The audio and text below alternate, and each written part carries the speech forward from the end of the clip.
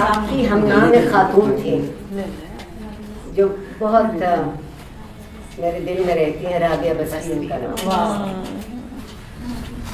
ان کی شکایت دمشق کے جامع مسجد کے امام نے گورنر سے کی کہ ہم اپنی عبادت میں اور تصویر میں اور تحلیل میں مصروف ہوتے ہیں اور رابعہ کو پتہ نہیں چلتا، جہاں جی چاہتا ہے چلی آتی ہیں شعر پڑھتے ہوئے. حضرت رابعہ بصری نے کبھی اللہ کو اللہ نہیں کہا، رفیق اعلیٰ کہا. کبھی کسی دوسرے نام سے نہیں پکارا اور شعر کہتی تھی اور اپنے جذب کے عالم میں شعر پڑھتی تھی، پھر مسجد چلی جاتی. گورنر نے جو انہیں خط لکھا تھا وہ جامع ازہر میں موجود ہے اور میری اس عادت ہے کہ میں وہ خط دیکھ کر آئی. اس میں اتنا خوبصورت لکھا، عفیفہ کہہ کے انہیں کہا. عفیفہ کہتے ہیں جو انتہائی محترم، پاک باز، پاک دامن، پاک نکاح، کتنے کا.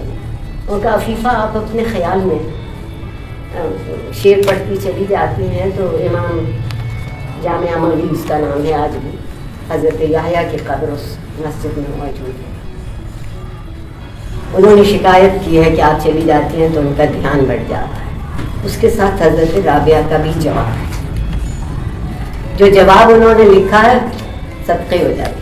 انہوں نے لکھا کہ وہ مسجد کا امام ہے، وہ خدا کے گھر کا رکھوالا ہے، اسے پھر بھی ایک عورت نظر آ جاتی ہے اور میں ایک عورت ہوں، مجھے تو یہ بھی پتہ نہیں چلتا کہ میں کہاں ہوں.